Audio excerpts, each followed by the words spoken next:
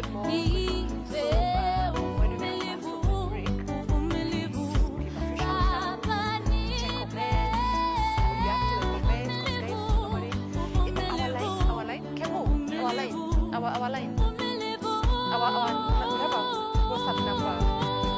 Yeah, we want Priska, Madeke. Okay, yes, text, yeah. We want text and what to put on the screen.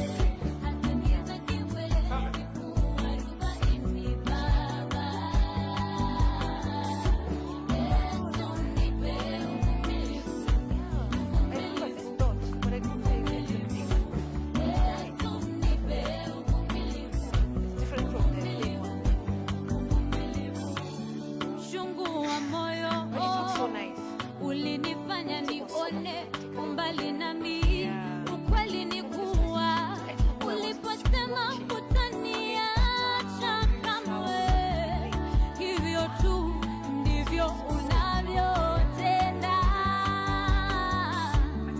Na hulali pia waniwaza Baba, nipe uvumilivu Baba, nipe uvumilivu.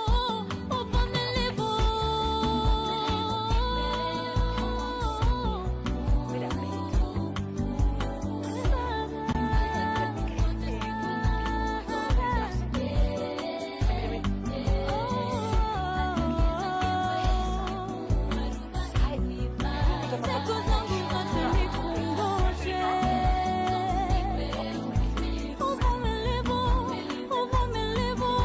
Uvumilivu. Yesu. Nitakungoja Yesu, nitakungoja. Ninakungoja Yesu, ninakungoja. Nitakungoja Yesu, nitakungoja. Ninakungoja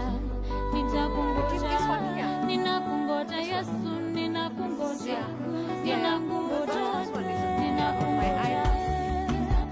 And I have no space to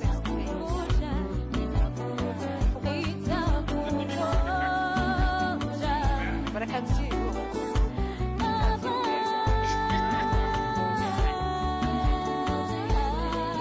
What I can see is you read small things.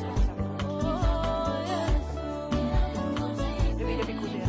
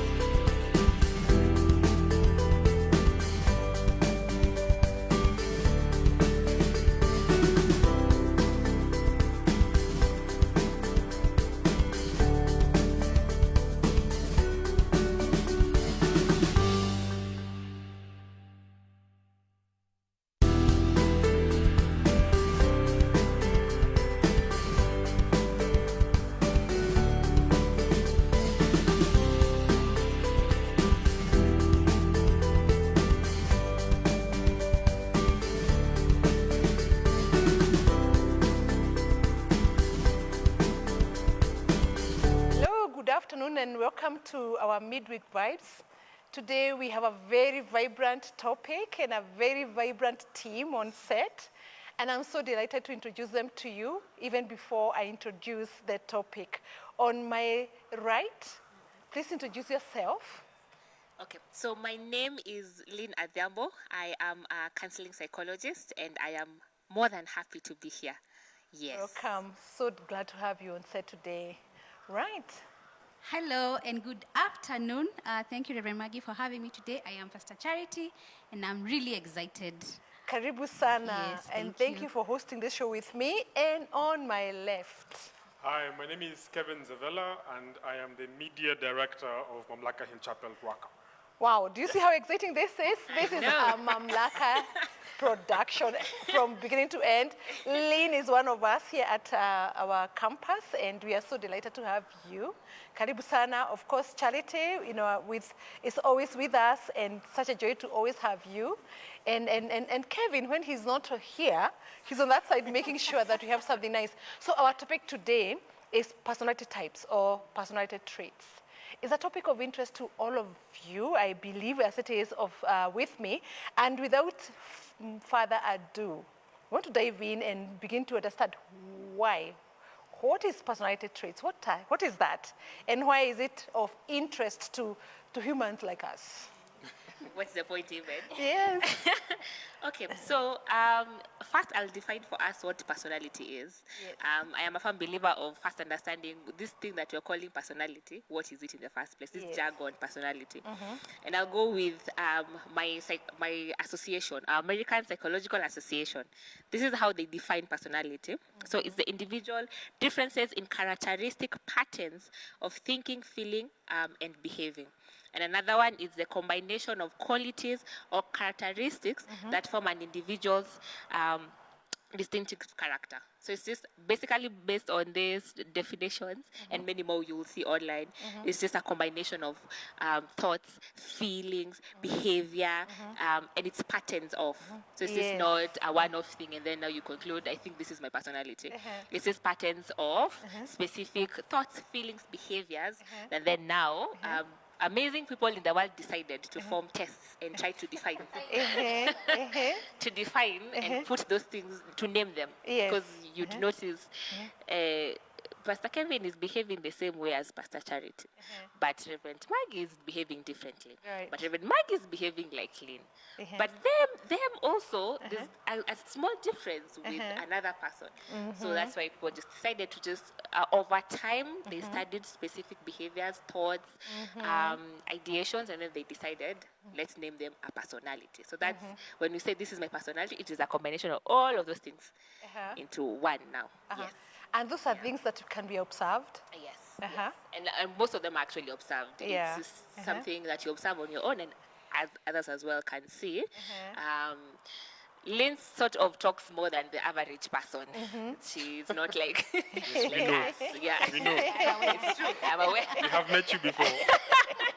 Yes. But at the same time, you realize, but Nani, they're not as talkative or they're not as reflective or as quiet. So these specific things they study over time, you observe them, and especially a lot of times, I don't know if you've done the personality tests, they ask scenario questions. So how you behave when you're with your family, how you behave at a party, a gathering, how you behave in a public place. Do you prefer to be in a public place or a quiet place, or neither? you prefer to be in space. So such things, yeah, the people who just live in fantasy, and that's actually one of the personalities. So yeah, so then you observe over time with yourself and others, and then you conclude. When you do this test, you conclude this person is bending towards this or this. Yes. Yes. All right, let's name them now. Yes. Yeah. So there are so many personality tests. Top of my head, I can think of 5. So there's the Myers-Briggs one. There's the 4 temperament one. The sanguine. Choleric. The Myers-Briggs one is the one of INFP. Those ones that has letters. And someone can easily just confuse you, throw you off by just saying, I am an INFP. Just wondering, what's that? Yeah. There's one for numbers. So where you are a number, I am a number 1. It's an Enneagram test, where it just goes from number 1 to number 8. There's one for type. So I'm a type 1. I'm a type A. I'm a type B. I'm a type C. So a couple of people, based on different theories of personalities, over time, across all the way from when Sigmund Freud, our father of psychology, started these things, they have they have over time developed different personalities, criticizing others, adding more. Uh-huh. But now all of this, so we agree as psychologists, we look for 5 specific traits that cut across all these psychological tests Right. that we are looking for, and we call them dimensions of personality. So just specific things we're looking at, yeah? I'll start with the most common one, extroversion versus introversion, yeah? And it's normally, this one just, we check your willingness to be random, to be social, to be sociable, to be comfortable around people, or versus now the opposite, you're not social, you're not sociable, you just don't want to be around people, you want to be home. That's the one dimension that everyone knows. And that is just one. It's not It's just divided one. into two. No, it's just extraversion, and now it's extraversion. So what it's called extraversion. So you either have high or low. So when you have high, you're extroverted. When you have low, you're introverted. Then the other dimension is openness. So this one just talks about experiences and learning new things, and your desire to learn new things, your desire to have insights, your desire to just explore and do all of those things. And so there are people who have high, there are people who have low. There are people who I just want to learn new things, I want to develop new things. Some of them just get stuck there. They always have new ideas, yeah. Sanguines fit here very well. I just want to try things. They're not comfortable in a place for at least 2 months. It's called having adventure. Yes, It's called having they adventure. want adventure. I And then think there are people who are low. Kevin can identify with that very well. Yeah. I love new things. I love learning something new. I mean, it makes life exciting. And those ones are really suffering during this COVID time because Staying in the house is I a want to struggle. leave. Yes. Why are you? Yeah. And then there are people who, now with the ones who have low in this openness trait, they're comfortable with routine and I just don't work, like this is what works. And there are those ones who they're very comfortable with these professions we are used to over time. Accounting works. Let me just be an accountant. I'll go through the system and I'll go through the normal way. Finish high school, finish campus, get a job, get a husband or a wife, get land, get a car, retire somewhere in Rift Valley, die. They don't want any adventure. I don't want to travel. I don't want, just don't. Yeah. The other one is, we call it consciousness. So this is where this specific aspect, it tests your level of goal orientation and persistence. So the people who, they're very persistent, they're very organized, they don't do anything random. They just, you see, I don't know if you've seen people who are very, very, very organized and very goal-oriented, and if they set their mind on something, they will finish it. They don't care how. I'll sleep late, I'll wake up early. I just need to accomplish this. Right. On the opposite, those who have low in this space, they're people who are impulsive. Why do we need to plan? So we know we want to go travel. So we want to We travel. will go. We will go. Where's the fun in we this? will go. Why? Yeah. You want to go to Naivasha today? Let's go. And then they end up in Naivasha and then they realize, I don't have a change of clothes. But don't worry. There are shops. There. Why? Very impulsive, very walk around. It's more adventurous. Again,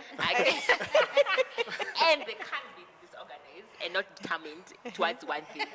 Yeah, but again, the other aspect we check in these all personalities when we are testing is agreeableness. So this one comes along to do with how you are. Which are you giving priority to other people over yourself? And this is where our empathy comes in. So people who have high, they're empathetic, and they consider other people coming first. Then the people who they're just less concerned about others. As long as I'm satisfied, I am okay. Yeah, just this. Anyway, I was born alone. I did not come with anyone technically. So. Yeah, and then the last aspect we test in all of these things is neurotism. So neurotism is just your tendency to respond to stressors.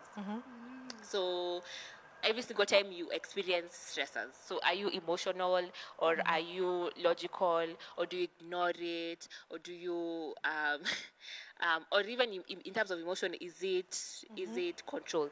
So basically, these 5 things cut across. Now, when I'm mentioning all of these things, and when you do this personality test, you'll realize when I say one person is, let's say, is logical over the other, you'd think, oh, this is a choleric, or oh, in another test, this is an intuitive person, or this is a thinker, or this. So these are the things we check in all of this. So these things cut across all personality tests. Because if I start to mention personality tests, this show will be more than 3 hours because there are so many. We have the 16 one. Yes. We have 4. Maybe maybe a new one is being developed today and we don't know that will join in. Right. So yeah, but all of these things test similarly these 5 aspects. Yes. Wow. Yeah. Yeah, thanks for highlighting those. And it's good for us to know that we cannot finish this in one show, talk about the traits, but you can invite us to a place where we can get excited and learn more about how we are wired in that way. And what's the goal? Why know our traits? That's a really good question because everyone asks why. What's the point of this? Why? Yeah. Our parents were fine when They didn't guys know. before we were colonized. They were okay without knowing their personalities. What is it? This is the whole thing. I think the most important part is self-awareness, and it's understanding yourself better because knowledge gives you power. Yeah. So the more I learn and I realize the specific patterns I have, and there's someone somewhere who has actually explained. And then the beauty of this, all of these personality tests, when you finish, I don't know if you've seen, they do strengths and weaknesses. And so you can see, oh, these are my strengths, capitalize on my strengths. These are my weaknesses, I can work on my weaknesses. Oh, yes, indeed. Yes. Yeah. And then number 2, it also helps you understand someone else better. Yeah. Because if I know these 2 tendencies of Pastor Charity, for whatever reason, she tends to behave like this. These patterns tend towards this personality, and I see strengths and I see weaknesses. I can see, okay, so she is, because of her predisposition of her personality, she might tend to behave this way or have this weakness, and it helps me be a better friend, a better employer, a better employee, just a better individual. Yeah, so it's just really, for me, the sole purpose of it is just self-awareness and to at least, I mean, knowledge is always power, and it's adding to your knowledge and understanding yourself and others better, and just, especially, I like the part of strengths and weaknesses. I like that part because you get to gauge and realize, oh yeah, actually, most probably I have this, or most probably I don't have this, or I can work on this, or I can understand when my person is behaving this way. Yes. Yeah. Oh, So let me ask you a question. fantastic. Yes. From what you've said, it feels like I am every one of those personalities to a degree. Like the more you talk, the more I realize I have some of this, I have some of this, I have some of this. So like, how relevant are the personality tests according to that? Because it feels like you could just array a list of personalities, and then I am almost all of them in some varying degree. Yeah. I mean, in that case, if each of them has strengths and weaknesses in varying quantities, I mean, it means I have weaknesses across the board for all these things. Yes. I don't like to think of myself that weak, but so I'm like, it feels like I'm everything at once. Yeah, okay. So, I don't want to be biased, but there's a personality test that has degrees of those 2 traits. So they tell you you're more extroverted than introverted, but you're both. And so I think one of the things to demystify about personality is you're just that one, and you cannot possibly have any other personality ever. Like that trait is just foreign to you. That's for Akina Pastor Charity and Akina Reverend Maggie. That's not mine. As who are talking, no. But it's us acknowledging that you can have all these personalities, and a lot of times it comes up in different aspects, but different degrees. But the beauty of it is as of now, and I like how you're asking what's the point then of doing all of these things, because most of the times you can also keep on shifting, or you have all of these things.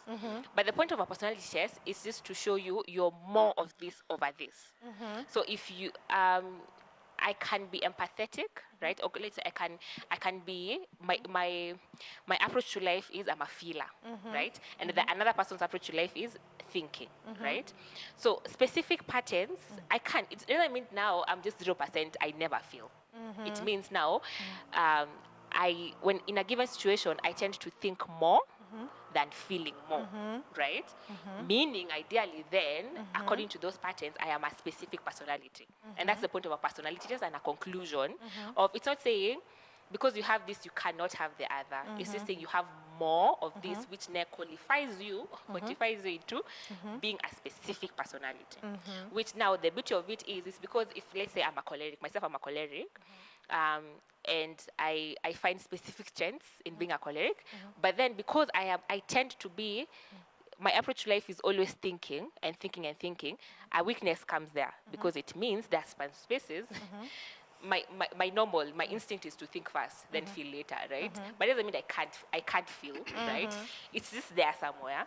Now, when it is highlighted to me that I can actually, there's a possibility, let's say I can be unkind, I go and work on that and improve on that, right? Because that's why they highlight those two weaknesses.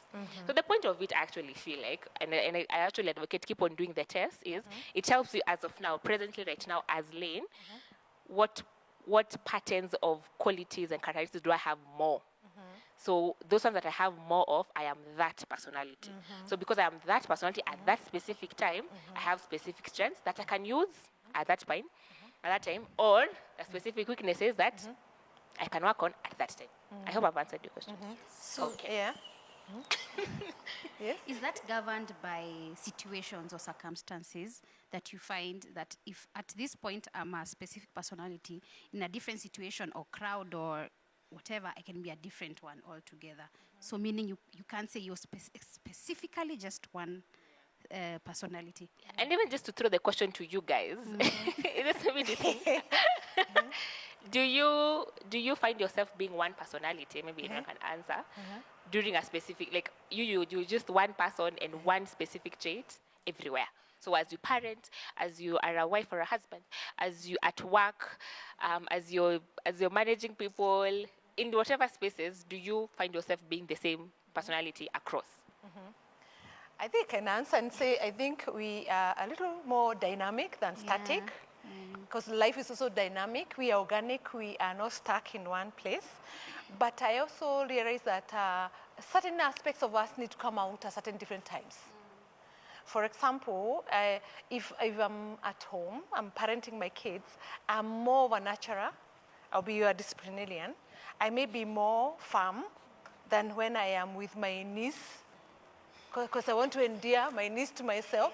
I don't want and I want to be the favorite auntie to my, or with my grandchild. I want to be the best grandmother on earth, this kind of thing. So I think the fact of being dynamic, the fact of being in different circumstances and different things of us being required of us will make me tend to allow some aspect of my personality to come out, and I could subdue one in favor of another. At the same time, I wanted to say that we grow. We want to recognize that we are not stuck. Where we started is not where we are. Lots has happened to us. Circumstances have changed us. Environment has changed us. We have learned. We have schooled around certain things. We could become much more knowledgeable. I think that has an effect on our personalities, isn't it? Yes. Yes, teacher, what do you think? I think for me, to this day, if you ask me, I will tell you that I am shy and I'm an introvert, extremely. Like I am those people, which it should not shock you. So in my earlier days for my career, I think I started in theater, and I remember you're given a script, you're on stage, you're so shy, you were just that was me, and I was fine with that, and I knew I was an introvert. And then I remember my first director, so in the middle of being shy on stage, he threw a binding file that hit me. So he's like, if you want to be shy, you just walk out. So I think over time, I began to act like an extrovert, but I don't think I'm an extrovert. But even to this day, everyone says I'm an extrovert. I am not an extrovert. I am I want my space. I am those people of like, this is me. Steer clear. That's who I am. So when you say that you can be this and you can be that and you can be this and you can be that, I mean, at the back of my head, fine, it makes sense. Knowledge is power, and I've understood myself, and I know that each year and each day I'm growing, but I think deep down I'm holding on to the fact that I am an introvert, I like my space, and I want to stay like this. But situations usually just come out, like us here. And it sometimes it feels like I'm sitting by the side and I'm watching myself talk to you guys. It feels like this is me acting. I'm not sure if this is really me. So I have to go, sit down, analyze everything and say that, fine, it makes sense that I could be X, Y, and Z at the same time. I mean, I'm a growing being, I'm maturing. I mean, now I'm a parent. I can't say I'm an introvert. I can't say I'm going to go hide in the bedroom and my kids stay there. Though sometimes I try. Did I work? It does not work. Children don't listen that well, especially when they're that young. So they just want to come, they want to jump on daddy, they want to play with you. But I think I've always maintained the fact that deep down, I am an introvert. And I like to hide away. But, and every other interaction that I have is me acting. So it's that's why I agree with you and I don't agree. Yeah, you're just in between. Yes. I am watermeloning this situation. So, I'm halfway because I think situations usually push me to the point where now I have to be interactive with people. Yeah. Now I have to be social. Yeah. I mean, the first time I was working in Mamlaka, I was told that I am snobbish. But in my heart of hearts, I believed I came to do a job, I am doing it, and then after I finish it, I am gone. But now to the outside person, it looked as if I was snobbish, and I'm not snobbish. It's just I'm quiet. So you see where I am. I'm in the middle. You make sense, but I still feel as if there's that true personality that lies deep within that says I am this, and no one is going to take this away from me. And I like how you're saying you're the one who's holding on to that, even if evidence is, there's evidence, there's facts that show you are actually an extrovert. And it's just as you had asked, is different circumstances push us to a different personality. And that's why over time, something like Myers and Briggs came up because they realized we just can't say you're this and you're only this. You're a choleric and you're choleric, or you're introverted and introverted. They had to develop more. And I'm even sure over time they'll even develop even more variations of personalities. Yes. Because they realize all of this person, this person called the human being has all of these things, yeah? Because you realize I am an extrovert, but there are some places where I'll be quiet. I'll be very, very quiet until you realize, are you sick? That people ask you, are you sick? Are you okay? But no, I'm fine. It's just that I am just not feeling like doing this. So it's just, yes, so different dynamics, different things can, and especially parents are here, there's normally a shift in personalities. There is. And you didn't know you're an extrovert until the kids came along. I think Oh, luckily, wow. I married a wife who is those people who draw energy from interactions with other people. Yes. Yes. So, and she's very interactive. She's very social. So remember, one of the best things I like about her is that we can go to family events and I can release her into the world. So she interacts with everyone on my behalf. So I can just sit down and be quiet. I mean, just sit and observe. I don't mind that. I like to sit and observe. But even to answer, just to also finish this part, maybe I need to mention this, but there are also some times where I like where it keeps something in the core. Sometimes at the core, there are specific things that even if you change different specific places, there are specific things about you. So like me, who is very talkative. I've been talkative my whole life. I've always been talkative. It's not, there's really, even if I'm sick, I'm talkative. So, Unless you're sleeping. unless I'm sleeping. And maybe I'm dreaming in my sleep, so I don't know. So I'm just, yes. So it's, even if in specific places, my talkativeness will come out in a specific way. Like over time, even if I'm around people I'm not used to, over time you'll realize this person is extroverted. Like the way he's saying, even if circumstances pushes you to explore some attributes, a lot of times you tend to be inclined towards innately. Deep down in my heart, I just prefer to just be alone in my room and lock myself. But circumstances is pushing me to being the same way. If I'm in a quiet place and deep down I just want to ask questions and talk, and people are not asking questions and talking, people are just sitting. And yes, yeah. I actually have a question. So I've had this word called ambivert. And the ambivert is someone who's between introvertedness and extro. Is it a word or is it something that we came up with? Does it? It's something we came up with. So it's like actually every not in other. psychology at all? It's there. So the people who Okay. are ambiverts, who are in between extroverted and introverted.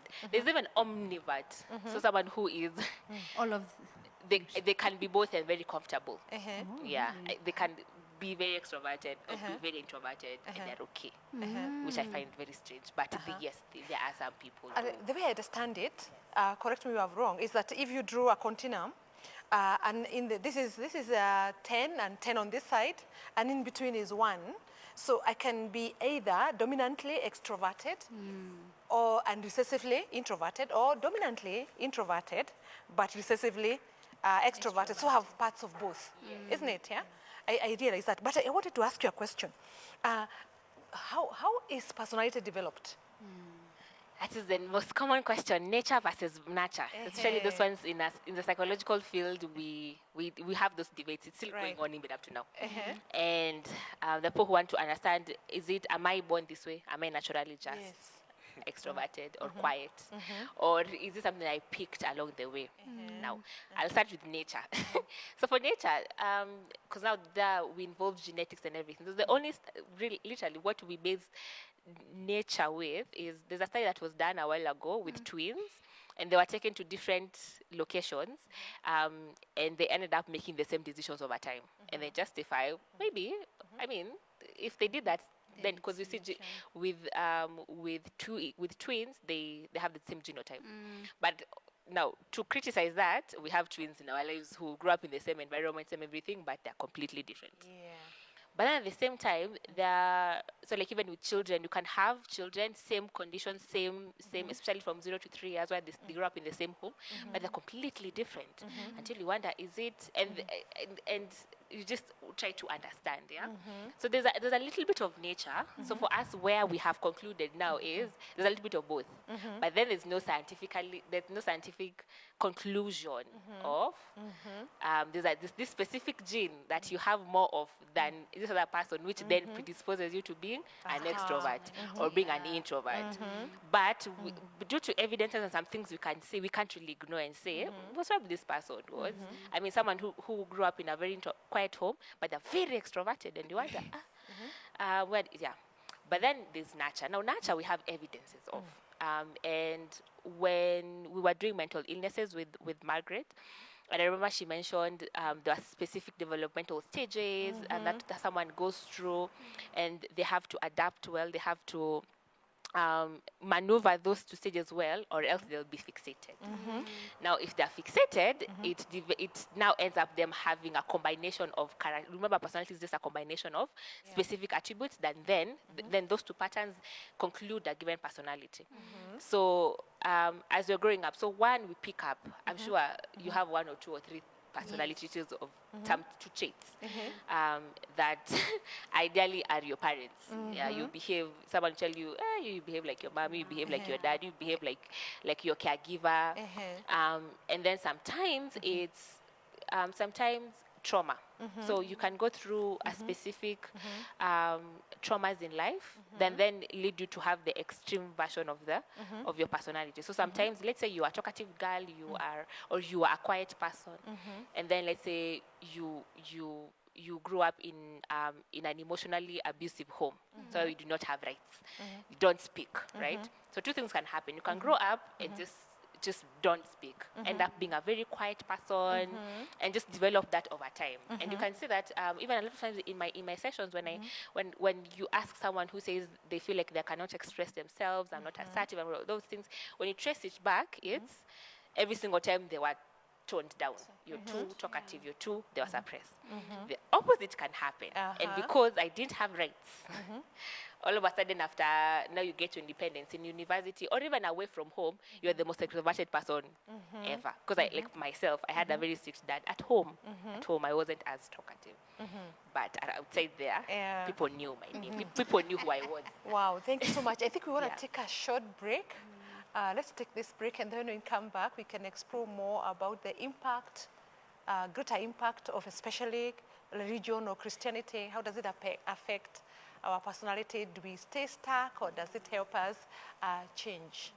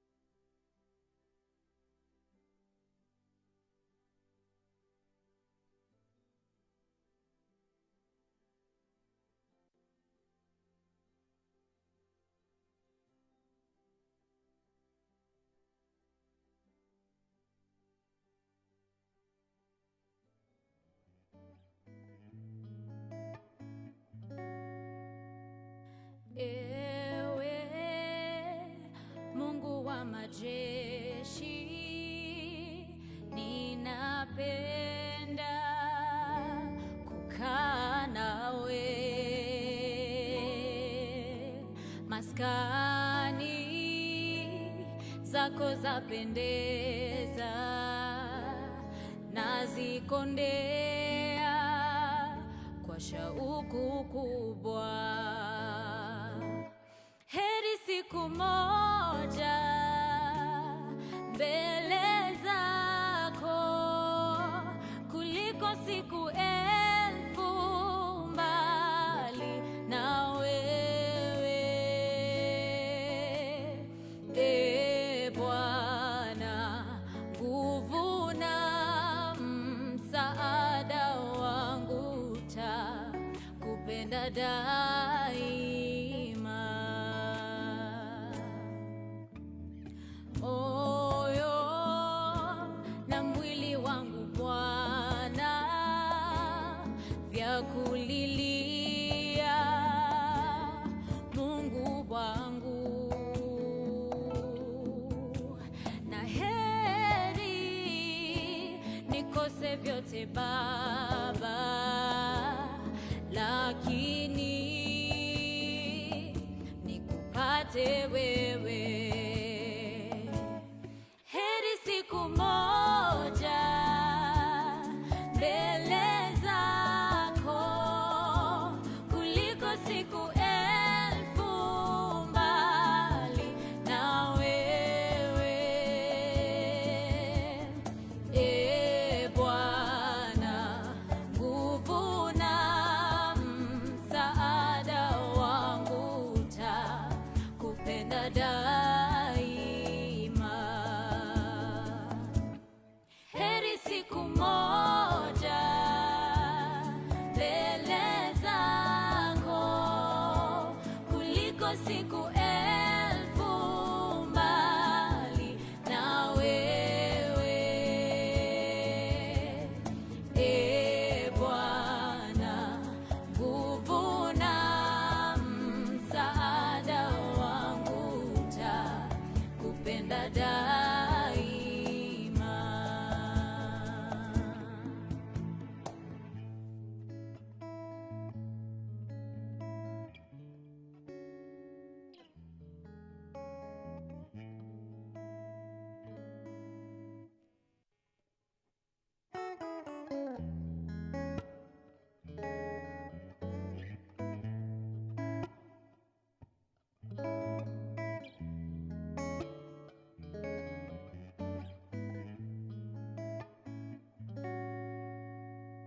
Ewe Mungu wa majeshi, ninapenda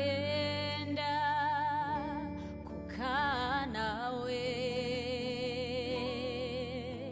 Maskani zako zapendeza, nazikondea kwa shauku kubwa.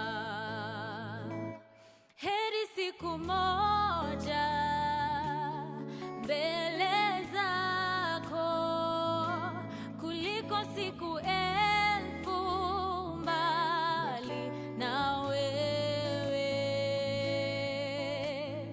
E Bwana, nguvu na msaada wangu, takupenda daima.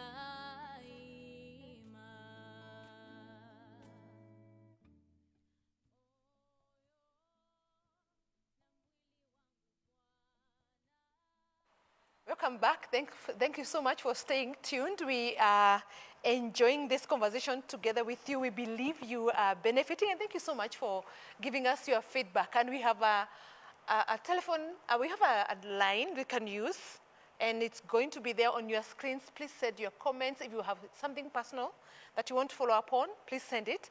But for now, let us look at our comments, and Charity will give us the shout outs, and then we check our comments, and then we proceed from there. Thank you so much, Reverend. Maggie. It is always a joy to see you tuned in every week, so I'll just go right to it. Anthony Jongona, karibu sana. Reverend Lorraine Bundi, who's joined us as well. Angela Wanjiko, karibu sana. Biki Ogola, karibu sana. Also, Soon Jerin Jehia is here. She's watching us. We have Mbula Makutra also watching us. Andrew Mwau, karibu sana as well. So let me just say a comment or questions from one. Anthony Njogona says he really misses church a lot and he's enjoying the show. Reverend Lorraine Bundi is shouting out to Lynn that you're here on this show today. Then now she has a question. This is the best topic ever. Can't wait to indulge. Mtuambie why we are so different from each other, how it's possible to perceive life so differently, and how we can arrive at objectively in our perceptions of experiences despite our differences. Nashukuru in advance. We have another question from Angela Wanjiko. Does your personality change over time? Do situations or experiences determine what personality type you'll be? I think we have tackled that earlier. Then we have Lorraine again says, Mbula Makutwa Yesu atatusaidia.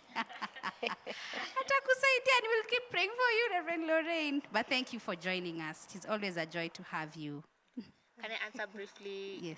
Lorraine's question? Yeah. I had started just to answer that a little bit. Yes. So because we grow up in different settings, we experience things differently. So as we established before the break, there's a little bit of nature. There's a little bit of you're born with that, but we can't pin down and say this is why, right? But you are there. Just give us as psychologists time. We will give you answers, us and medics. But now in the nurture, because we experience life differently, we grow up in different homes, and even if you're siblings, you of course will grow up in the same home, but the time that you're born is different.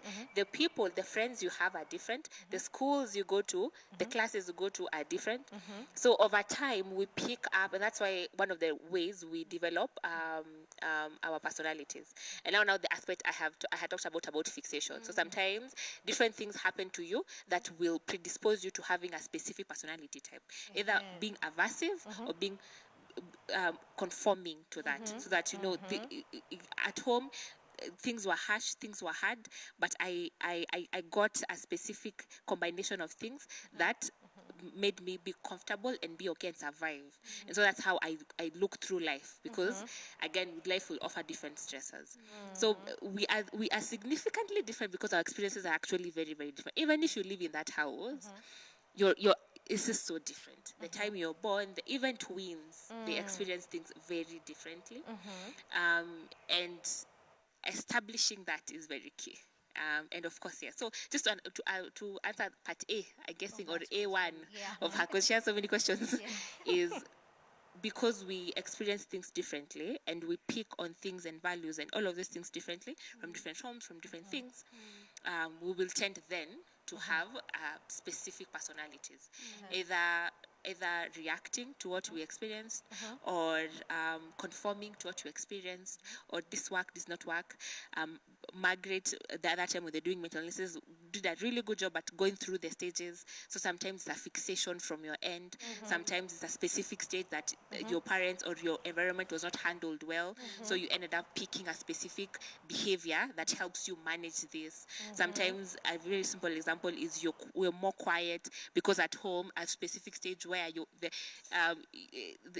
the social aspect of you is being developed was not handled nicely. So then now you end up being not a social person. You end up being antisocial. Or maybe you grew up and there were issues with trust. Something happened, and then you grew up being someone, I just don't trust people. As a person, I just don't want to be around people. Or maybe you grew up in a social home. You were 50 in the house, and you just grew up and you just want to be alone. Maybe this was Pastor Kevin's experience. We don't know, but I just want to grow up being alone. Or on the other hand, because our place we were social. I want to be social. I want people. So different experiences over time when we go explains. And of course, you see our parents, our teachers, they also come with their experiences. So nurture is just a broad thing if you go through it. And then, as I had mentioned, there are so many theories again of personality. So many. There are like, I think 6. Where there's nurture. Then nurture, there's like 5. It's just a lot. But we've managed to, I think before Kevin asks you a question, let me ask this one before I forget. I've encountered people who had a difficult experience when they were growing up. For example, they washed a lot of dishes. I met this lady who had washed a lot of dishes and cooked a lot. So when she became big, an adult, she didn't want to cook and she didn't want to do dishes. Why is that? Because again, reactive. So this was a hard time for her. This was a sort of a trauma for her. Because as a firstborn, I know it can be traumatic. Chores can be traumatic. So it's possible to get trauma from chores. Even chores, because imagine now, like as a firstborn and my second-born sister, we are 7 years apart. So meaning, even if she grew up, there's only so much she could have helped with. So sometimes over time, you end up doing something so much until you just want out. You get so traumatized. And our parents don't see this, but when you really think about it, African kids, after they grow up, we don't want to do these things. Let me just not. I need a break from this. Actually, I think I'll hire someone to do this more. True. So I've had that a lot. Yes. Guys who don't want to keep cows. Because the trauma of Napier grass. Yes. It's just like when I grow up, I need a different system for myself. There's a smaller percentage that wants to continue because it's comfortable. This is what I know. So they actually end up doing more chores and they want to continue doing. But a significant amount, they just want to go the opposite because it was just a space that was not unhealthy. And especially even for our African setting, again, we need to look at culture when we look at these things. So how we were made to do chores was the problem here. It's not even the chores themselves. It's as if it's prison. Exactly. It's as if you wash dishes or you die. There's no in between. If you want to be alive, there's no negotiation. There's no negotiation. So you know, and especially remember when they were going through developmental stages. This can be conditioning or negative reinforcement. So where I know if I do this, I will get this, I will survive this. So I end up as a child, you become conditioned to that. But then over time, you unlearn this. Just like I need to break from this conditioning. I need to. So sometimes how you also make your kids, for the parents out there, how you make them do chores is the issue here. Because people from the West are not traumatized by chores, but they were doing it. The people who even had farms, but they seem to enjoy it. So even around these things, this response, don't, how you introduce it to your children or your people, or even your significant others. Because you can even traumatize your significant other with, with again, how? So for us, the way chores were introduced, myself, I'm speaking myself as well. I think you're speaking for most us of as well, us. especially me. I think it's very hard for, I mean, as an African parent, I mean, we wait for our children to grow up so they can be doing the chores. Sent. I know, so they can Bring be that sent. remote. Bring the remote. Take my plate to the kitchen. I mean, I remember Make me a that cup once. of tea. I know. So I remember my daughter had gone to visit her cousins a while. And then the moment she had gone, the other one is a little bit small. So when she had gone, we finished supper and then the plate on the table. And then you're like, we went to bed, we woke up. Then we said, where are the dishes on the table? Then we realized our daughter is not home. And she's the one who does the dishes, in terms of just taking them up and takes them to the kitchen.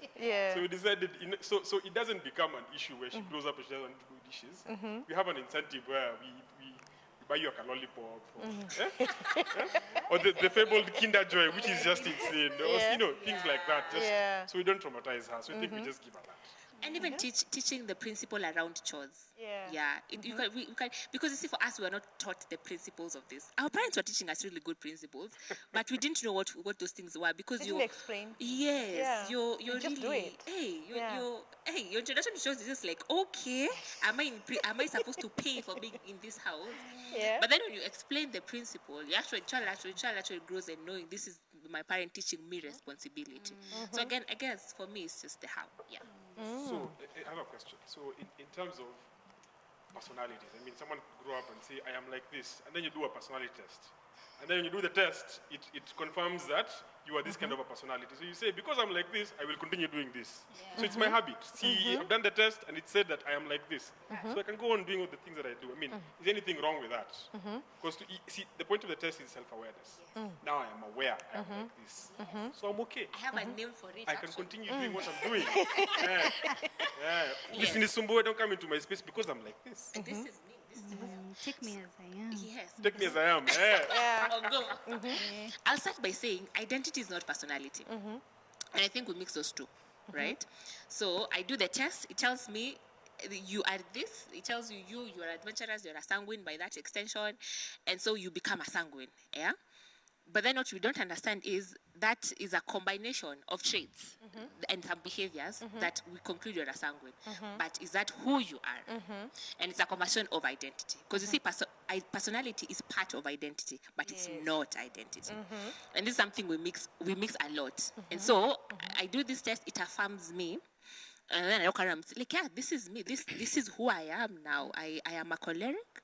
And it even extends to even you identifying others. So when you see a choleric being empathetic, you're just like, no, cholerics cannot, Reverend Lorraine, cannot be empathetic in any way. Yes. How? The empathy is not something they, right? Or extroverts. Extroverts cannot keep quiet. No. So don't just lean with a specific job that requires her to keep quiet because she will mess it. No, right?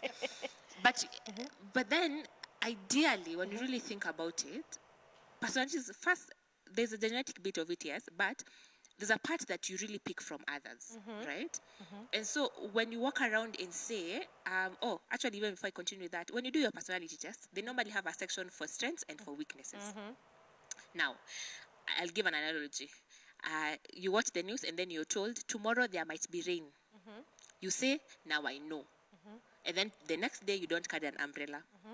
How has that information helped you, right? You will get rained on, right? But you knew, you were aware of what's going to happen the next day. So it's the same aspect with personality test. The point of this personality test is not for you to name yourself and live your life. There's normally a part for strengths. The part for strengths is for you to capitalize on that. So one, affirm. So sometimes you might be doubting, maybe this is a strength. But then they confirm this is actually something you can capitalize on. And the people who really capitalize really well on their strengths. So like as a talkative person, I can capitalize that on even career choice and decide because I'm talkative, let me go towards a line that will require me to talk a lot and go there, right? I can be a lawyer, whatever, right? If I'm introverted, let me be an accountant. I will have a space, I'll have my office, I'll have my... But then there's always an aspect we neglect, the weaknesses. So the point of these guys highlighting the weaknesses, not for you to know and now walk around and justify bad behavior. I like to say bad manners. And excusing it as well. And excusing it. Yeah. No, it's again, because the point of you being told it's going to rain tomorrow, it's for you to have an umbrella. There's a reason why they're telling you earlier on to do something about it. So now I have discovered I am this. There's the part of strengths, there's the part of weaknesses. I have some weaknesses.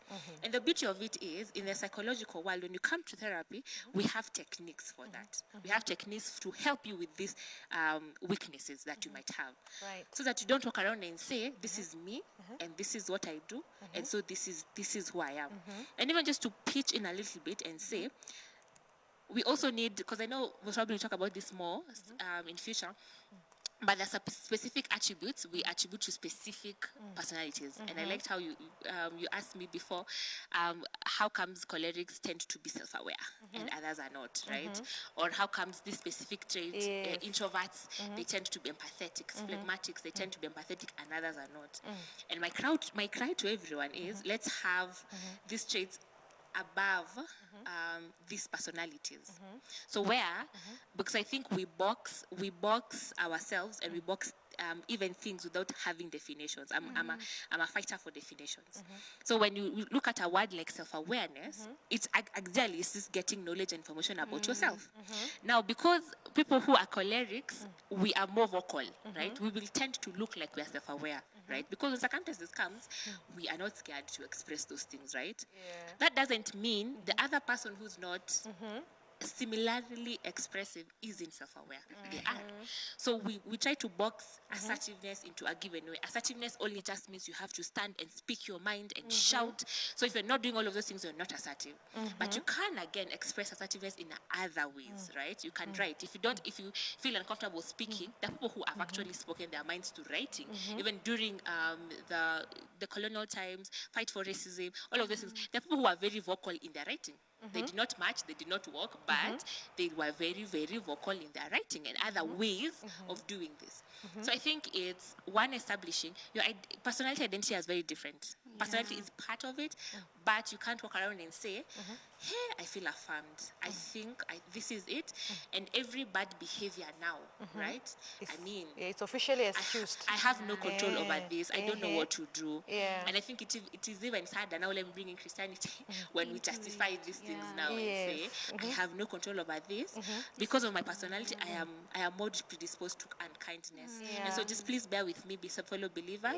I don't know how to be empathetic. I really don't know, and I don't know what to do. And it's just beyond me. Wow. But the thing is, with personality, it's a combination of traits and behaviors. So you actually can, and the psychological world has techniques that can help you to work on some of these things. So to answer your question, it is just look at it objectively. Don't peg it to the personality and say, this thing, I am like this because of my personality.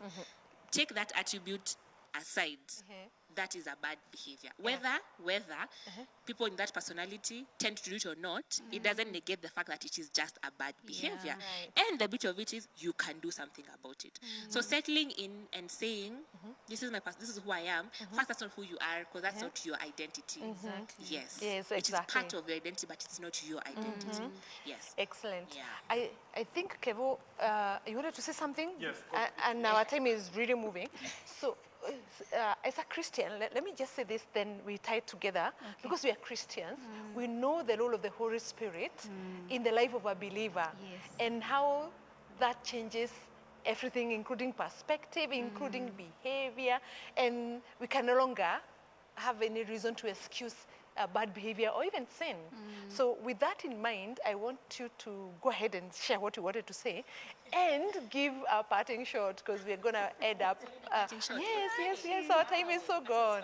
Yes. So my response to that, which will also tie into that parting shot, was fine. You have said that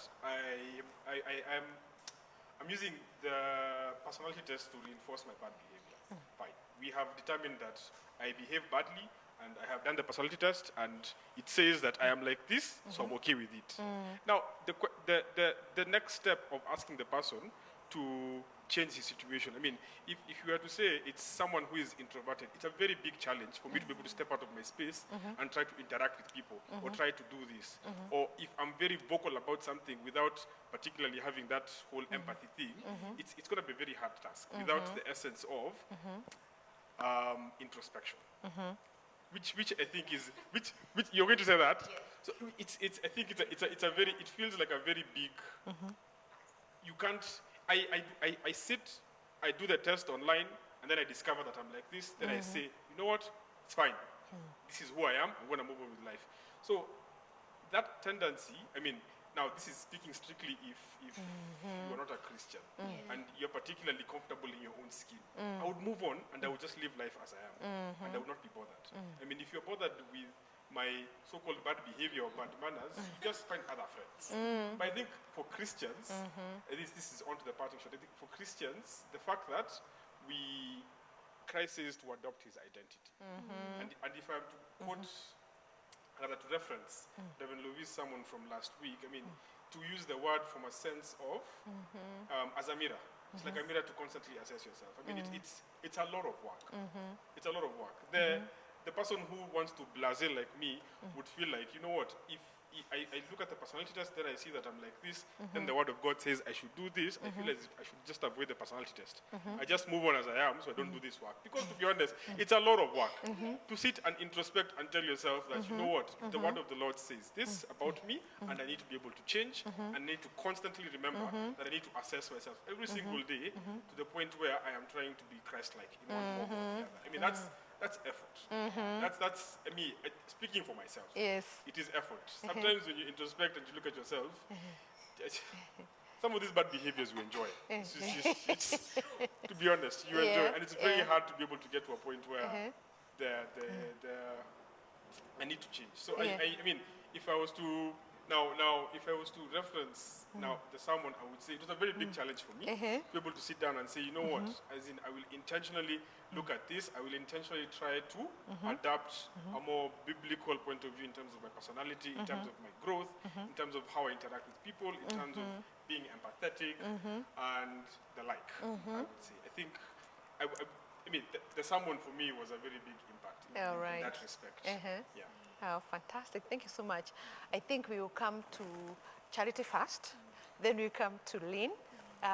Encourage somebody who currently has become aware of their personality and they have a struggle of a weakness. They have a weakness that has been brought to the fore. And what would you share or encourage them with, Charity? I think the moment you identify your weakness, it's just face it and accept that this is the weakness that I have. And in knowing that if you're a believer and if you're a Christian, the Holy Spirit is there to help you, to train you in ways of righteousness. And I remember the verse in 1 Corinthians that says, okay, I'll paraphrase it, when I was a child, I used to do childish things. And now I'm a man and I have to let go of the child whatever things, and that would mean that you're transitioning, and that is why Christ died on the cross, so that you can continue being a better person and growing into godliness. So it is okay to face the weakness and accept and say, then these are the steps I need to take to be a better believer, Christian. Fantastic. Yes. A maturing believer. Yes. Excellent. Thank you so much. Lynn, encourage our viewers and speak a word of counsel to anybody who has now gone ahead or not even done their personality test and they don't know where their weaknesses lie. Or there's one category that way, and there's another category of those who have a huge weakness. And especially those who have a challenge with how they were brought up and they were fixated somewhere where the trauma occurred. What would you encourage them to do? So I'd say, ideally, for one who as a lesson of trauma and this fixation, I always advocate for therapy. So go to someone who's very objective, and they'll help you even trace to where is this fixation in the first place, right? And then for someone who has established, they did the test and they've seen their weaknesses, for me, I'd say, everyone has weaknesses, and that's the beauty of it. Everyone, and every personalities. The point of those weaknesses is to help us see what can we do about it, right? And I like how, and also let us also not focus so much on the weaknesses, because sometimes with personalities we focus on the weaknesses of one, and no one desires to be that. I want to be that because their strengths look more attractive. So also for the ones who also, just when you're doing personality tests, also capitalize on the strengths, because they're actually beautiful when you see, when you understand, when you're aware, right? And then I'd say work on your identity first, because your identity influences your personality. I like what Pastor Kevin said, alluded to. I always challenge people to introspection, right? So, and Reverend Lovett does such a good job at helping us, highlighting us to the Bible being our mirror. Right? Yes. So if I call myself as a believer, like for a very good example, I'm a choleric myself. And so as Reverend Lorraine was sharing, we have just a struggle with empathy. It's just like, why? Just think. Why are we feeling? Think fast. But then after the more you grow in your Christianity, the more I realize empathy is something that, it's actually, one, it's bothering me that I don't have it, which is a growth. And then two, I'm actually finding myself wanting to be more empathetic, and it's working. So work on identity first, especially with believers here in since we're in Mamlaka and everywhere. Focus, understand first. And I love how our pastor is really alluding to that. Work on identity first. I call myself as a Christian. So as a Christian, let not your personality triumph your identity. Exactly. And even for the non-believers, either way, understand first, who am I? Who do I identify as? Because as I said, personality is part of that, but it's not. It's like a very small percentage of your identity. So your identity now dictates what's up, because when you call yourself as a believer, and as you said, you introspect and you realize, I struggle with empathy, but I have Christ who will help me. I have the Holy Spirit who will help me. So yeah, so for me, my everything, introspection, ask yourself those questions, go to the boardroom, talk to yourself, face yourself, don't fight it, don't run, don't conform to this is who I am. Your personality is not your identity. Work on your identity and then let it influence your personality. Yes. Oh, so Yeah. well done. Thank you so much. And we are reminded that we do not need to deny the power of the cross by saying that nothing can be done. I can do nothing about my personality. Yes, it's something I can do, and we are growing, we are dynamic, and we are in transition. And the Word of God influences us every day. It speaks to us. It speaks to our weaknesses. It speaks to our areas of strength as well. It encourages us, it challenges us, it cautions us. It does all these things so that we can become better believers and better followers of Christ. So thank you so much, everyone, for your amazing time and the good conversation. And we look forward to seeing you next in the next show. God bless you, and God bless you again.